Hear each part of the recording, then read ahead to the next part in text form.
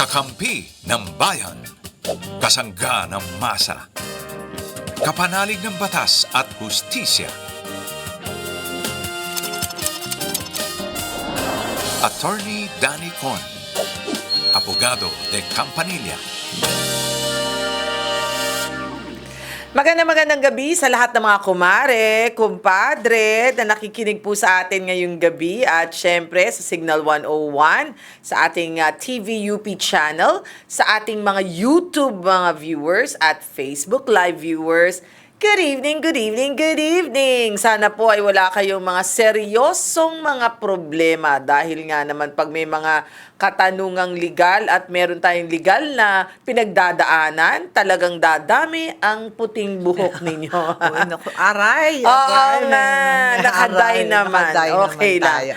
Ako po inyong Mare ng Bayan, Mare Yao, kasama natin na parehas kaming bagong gupit. Walang iba, kundi si Attorney PG.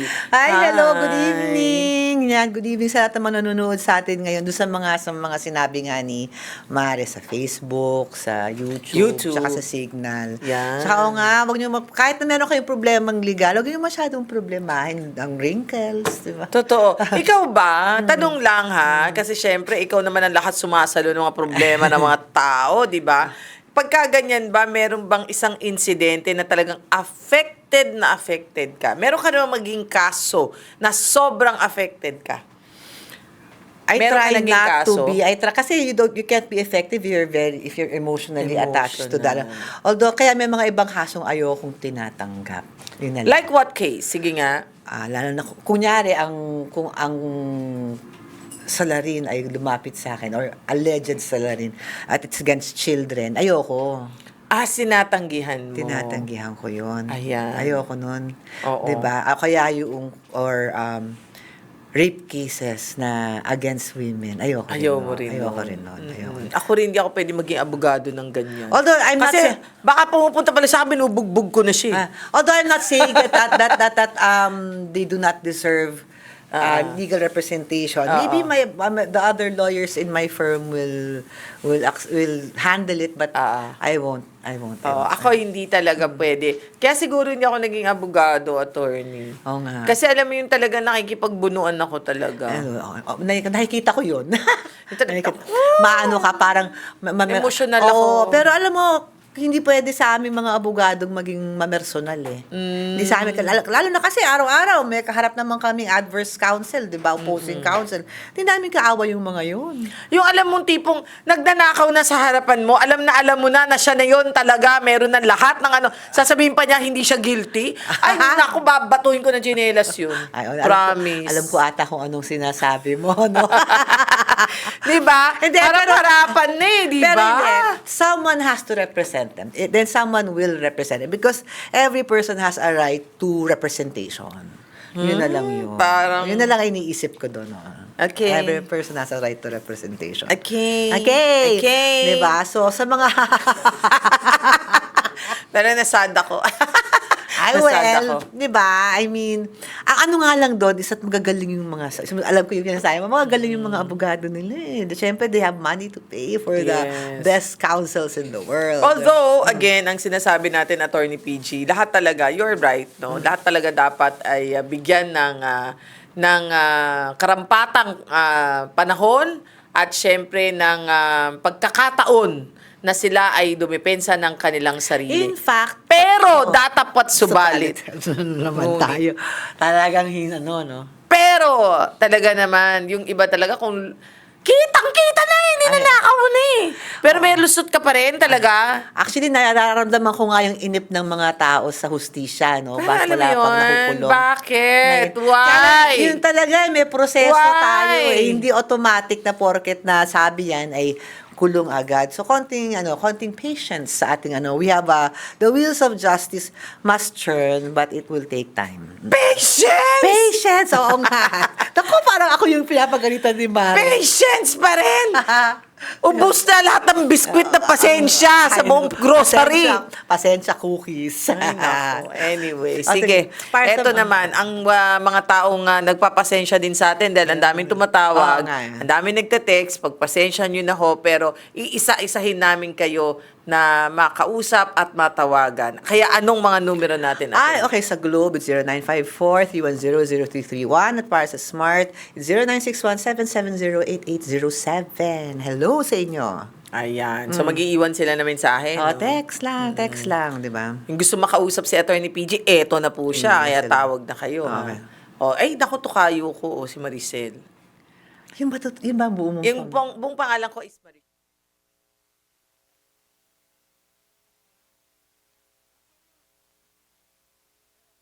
Sa dami Maricel, wala na, sige, Mari na lang. ang Mare, M-A-R-E. Binigay talaga Short. sa'yo ng mga magulang mo yan? Hindi. O kinuha mo na lang Screen yan? name na lang yan. Screen Kasi nga name. nung nasa radyo na ako, sabi, ang hirap naman pronounce yung pangalan, Maricel!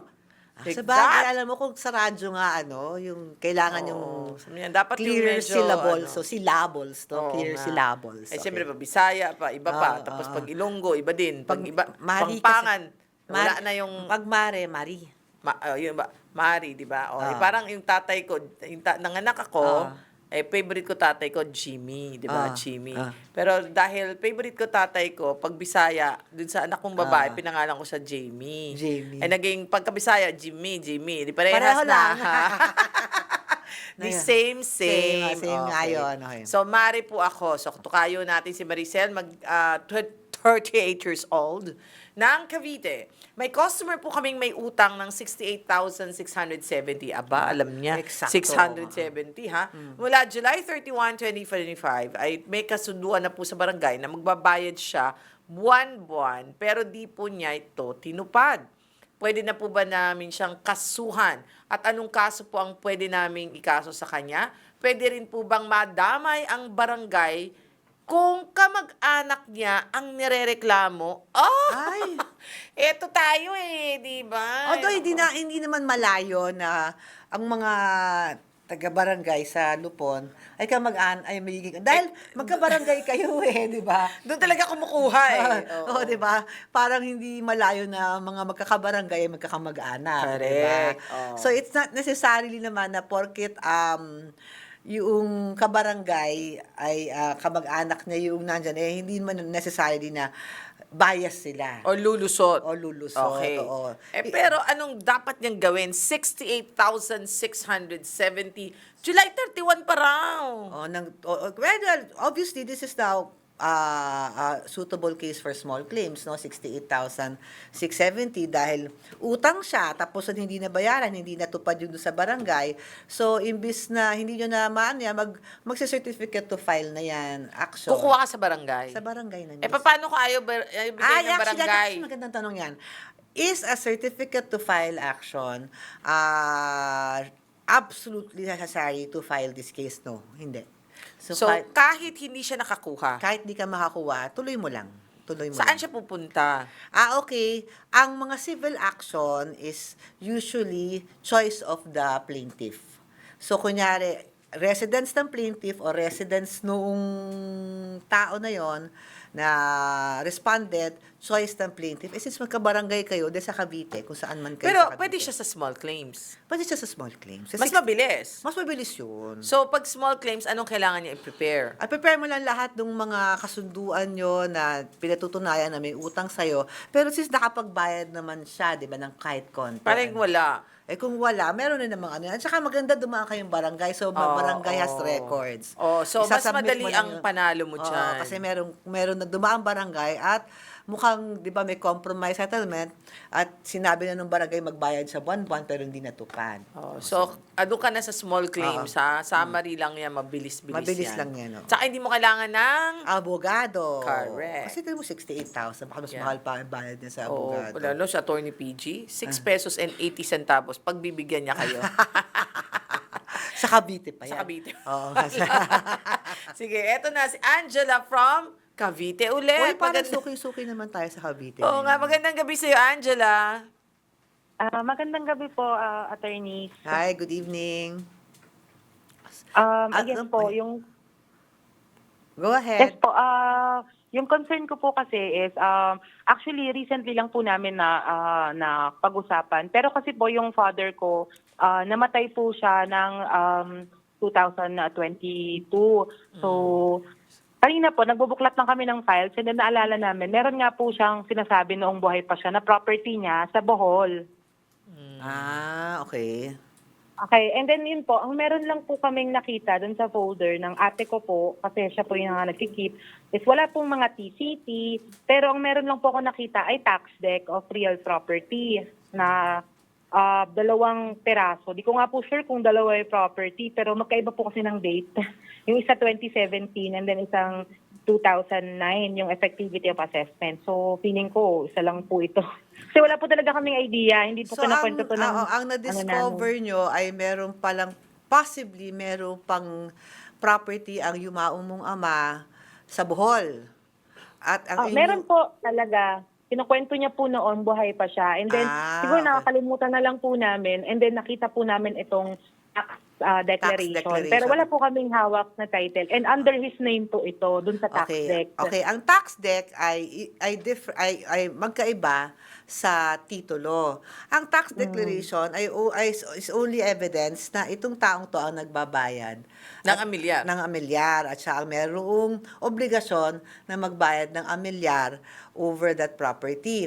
Ang titulo naman ay proof of ownership. Actually, it's the strongest proof of ownership under our Torrens title. Ngayon, anong gagawin mo? 'Di ba? Kung sa Bohol yan, magbakasyon kayo sa Bohol at i-check. Kailangan puntahan. I-check nyo ang RD na kung saan, ano yan, at i-check nyo kung meron bang titulo na under your father's name. Bakit? Dali nyo yung tax deck, they have a record na matetrace nila yan. Ngayon, kung wala, ang gagawin nyo as heirs is that pwede nyong pangalan sa inyo yan. Kung nawawala lang ang titulo. Ngayon, kung merong titulo, ay magpa-reissue na lang kayo ng title at isettle nyo ang estate dyan para maimana sa inyo. Ang tanong, Ang tanong. eto para sa'yo, Angela. Paano kung yung titulo hindi pala nakapangalan sa kanila? Hindi Ayun. pala nakapangalan sa tatay niya. Ayun ang magandang malaman, kaya kailangan ay lipad na muna sa Bohol. Kasi ang sabi mo kanina, attorney, ang tax deck Magkaiba ay talaga yun. hindi prueba or patunay na ikaw ang may-ari ng lupa. Yes. At saka sometimes, some properties only have tax declarations and are not titled yet. Yes. Meron din naman gano'n, Oo. no? Tinakot ka agad si Angela. Oo nga. Hindi naman. So, meron din gano'n na tax deck lang yung binabayaran kasi wala pa talagang titulo. Oo, kasi like for example, lalo na yung mga rights nung unang panahon na okay. hindi pa na i-convert into agricultural. Kasi 'di ba the only kind of land or property na pwedeng maging na pwedeng owned privately is yung declared agriculture or commercial. Otherwise, kung forest land 'yan or Baka tax deck nga. tax deck lang. Possible O, nga. baka tax deck. Pero nag-iiba kasi ang classification eh. Nag-iiba ang classification. So, tignan nyo muna kung ano yung... So, I don't know how to answer you, Angela, kasi kailangan malaman nyo muna kung ano yung meron ng Okay, ganito Angela. Ang sabi ni attorney, punta ka muna ng Bohol. Okay, check-in mo muna doon sa RD or Register of Deeds. Kasi sa Bohol, meron silang Register of Deeds. So Correct. doon ka muna magtanong, since may hawak ka, pa-check mo kung ano ang titulo, pwede ka makakuha. Kahit sino pwedeng tao kumuha ng titulo, di ba? Well, technically, yes. Pwede silang, pwede manghingi ng copy Oo. nito because it's public record. Yes, ang public titulo. record. Sabihin mo kasi ito yung tatay ko, namatay na. Pwede ba niya sabihin yun na namatay na? Yes, so lalo na kayo na parang legal heirs ng iyong ama, ay talagang bibigyan kayo ng kopya ng titulo. Yan, okay? At siguro, we will cross the bridge when we get there. Ibig sabihin, tignan muna natin, pwede kang tumawag ulit sa amin at itanong kung anong nangyari dyan. At ang sinasabi kong kopya ng titulo is a certified true copy, hindi yung actual Yun. titulo. Okay, diba? Okay. So, Nagets mo, Angela? Attorney, opo, may clarification lang po ako, if Yes. I may. Kasi nakalagay po dun sa lahat ng meron kaming tax deck, is register owner po siya nakalagay, hindi po siya parang nagbayad lang. okay. Pero So, magandang yan. So, ibig sabihin, malamang sa malamang ay merong title ang tatay mo. Wala lang kayong kopya. So, kailangan nyo lang humingi ng kopya sa RD ng Bohol.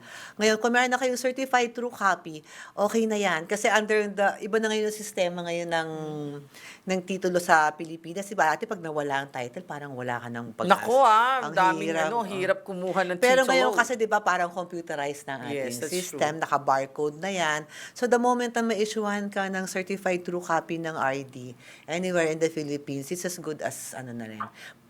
Na talagang merong ganun. That you don't have to worry na kailangan mo pang hanapin yung totoong titulo. Yan. Okay, Angela. So, visit Bohol first and let you check. Okay?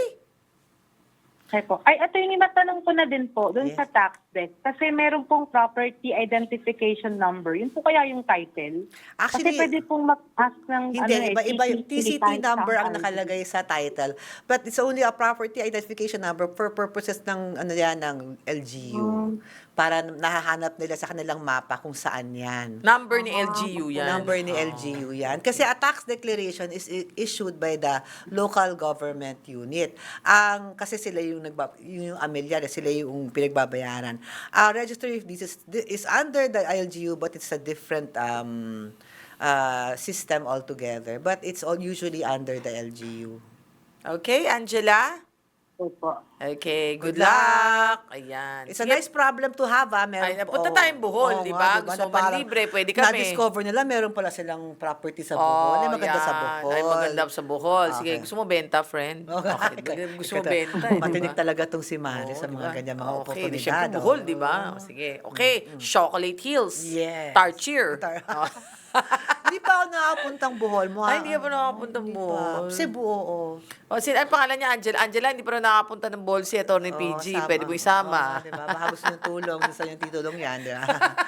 Okay. Airfare lang ang katapat. Okay, So, eto joke na. lang bawal sa akin yan. Bawal. Joke lang. Ah. Okay. Anyway, eto na si Alan, 42 years old. Nueva Ecija. Layo Nakabili po ako ng agricultural land sa bangko. Nasa pangalan na nila ang titulo at updated ang tax deck. Diba, uso-uso ngayon ng mga tax deck. Oo nga. Pero, may nagsasaka pa rin doon at walang legal tenant status. Pwede ko po bang i-take over ang lupa kahit walang pang voluntary surrender? Bakit kailangan ng voluntary surrender? Kasi alam mo, sige, ang voluntary surrender kasi, it's a concept sa agrarian reform. If a tenant, if a landowner voluntarily surrenders. Kasi usually, di ba, kunyari, ikaw ay isang asyendero or yung meron ka pag-aari ng property na malaki enough na it's going to be covered by CARP or, di ba, agricultural reform, then either the government will issue you na, okay, you're subjected to agrarian reform or you voluntarily surrender. And kasi pag may voluntary surrender, under the Agrarian Reform Act, pag may voluntary surrender, yung babayad sa'yo ng gobyerno, may konting extra. Merong Kasi may bonus ng konti. may konti. Kasi parang hindi mo sila pinahirapan eh. Hindi ka At ng saka laban.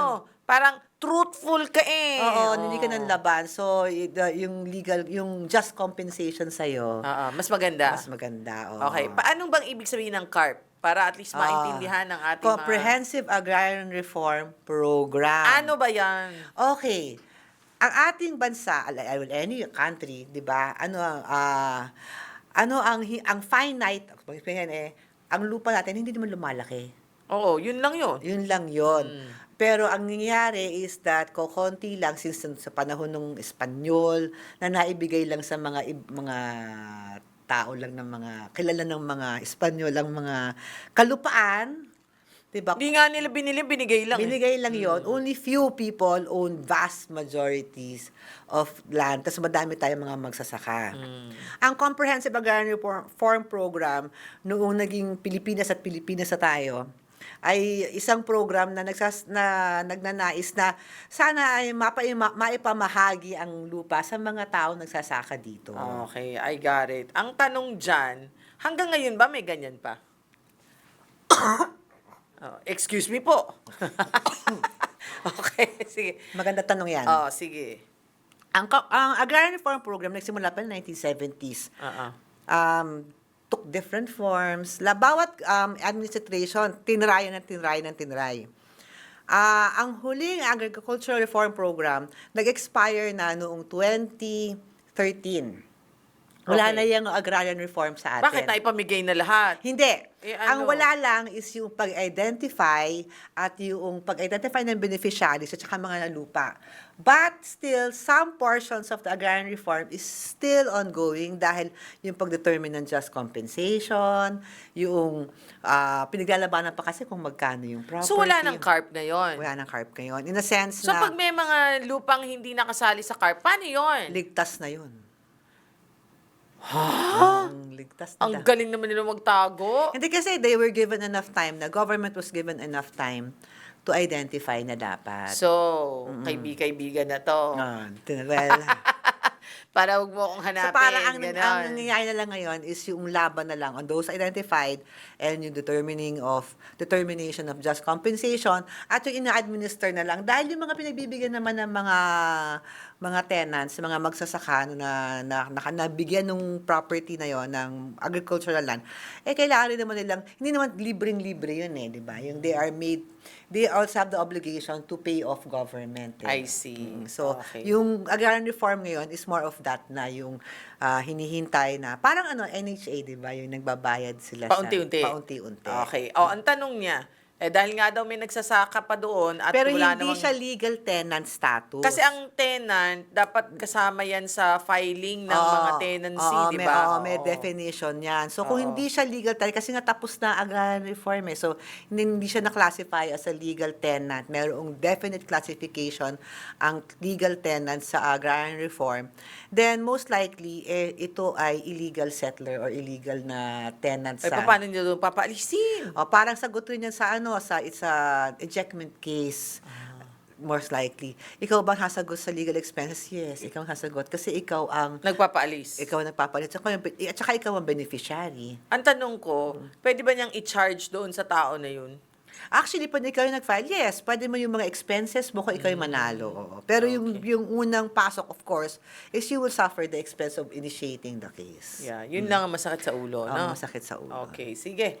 Next, si Danielle, siya ay 35 years old ng Maynila. Sinampahan po ako ng cyber libel ng isang kumpanya. Ang post ko po ay base lamang sa personal kong experience sa kanilang kumpanya at wala naman po akong malicious intent para manira. Ginamit ko lang po ang aking karapatan of freedom of speech. Valid po ba itong paliwanag bilang depensa sa aking counter affidavit? Personal niyang experience. Okay, ang libel, alam mo ang defense for libel, katotohanan.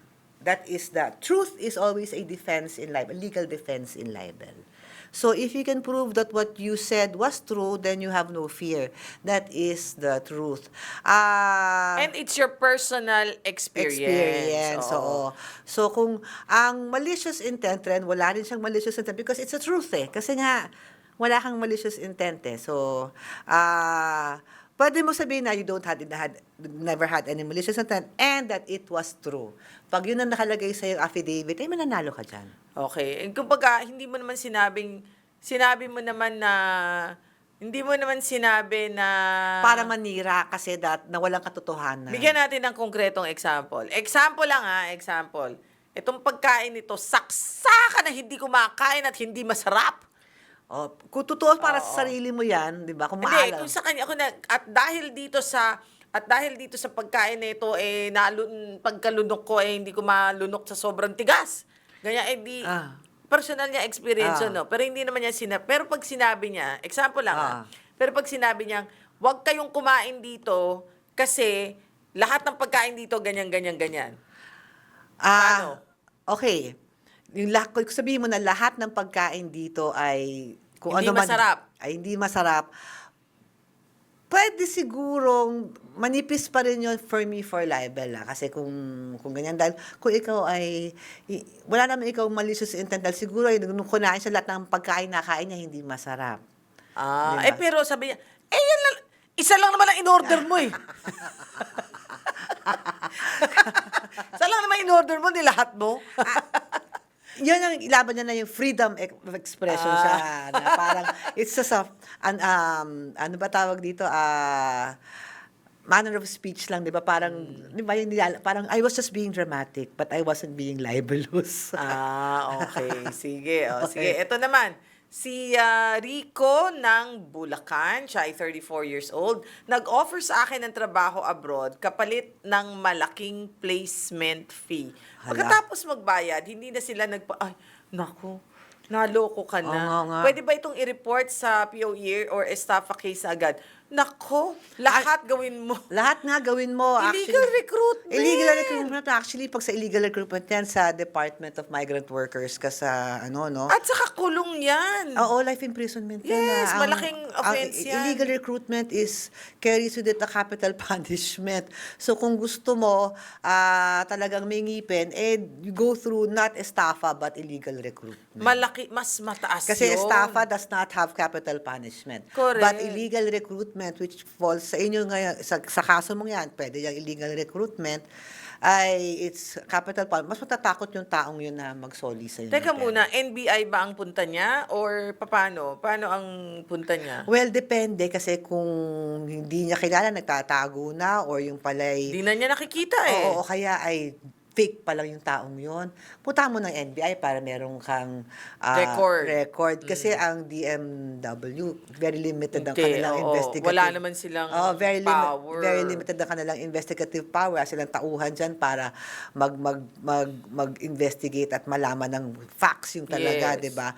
So if you do not have, if yung nangloko sa'yo ay nagtatago na or used a fake name and bigyan pala yung mga phones na ginamit ay hindi mo naman, best to go to NBI para Yan. matulungan ka. Pero kung kumpleto naman ang records mo at nandyan lang sila at hindi ka lang pinapansin but they're still there, it's best to go to, diretso mo na sa DMW. Yan. Okay? Okay, maraming salamat po sa inyong pakikinig at panonood sa amin. Pakikinig kasi minsan busy sila, nakikinig lang. Actually, ako minsan Oo. ganun din ako, yung Nakikinig lang ako, Oo, kahit hindi kita oo. pinanonood, Oo, di ba? alam niyo sa mga vloggers or yung mga Correct. nagpa-podcast, di ba, Oo. na... Pero okay lang ha, pwede naman yung kaming panoorin, hindi naman kaaya-aya naman Oo ang aming mukha. naman. Hindi naman kami hindi naman tatakot ang mga daga. Oh, yeah, naman, wala ano, naman. hindi Walang naman, ganyan. Hindi But naman anyway, namin kalaban. maraming salamat po sa inyong panonood sa amin at syempre, as always, we say and we pray na sana po'y marami kayong natutunan at sana kahit hindi nyo kaso, ay marami rin kayong natutunan para makatulong kayo sa kapwa nyo mga Yes, ibang tao, oo di nga. ba? Okay. Okay. Hi to my papa and mama and hi to babe, Marshall Castro. Bye everybody. Bye. Attorney PG. Ako po si Attorney PG, yung abogada de Campanilla. Bye. Bye, Belay. Bye, DJ. God bless you. Bye.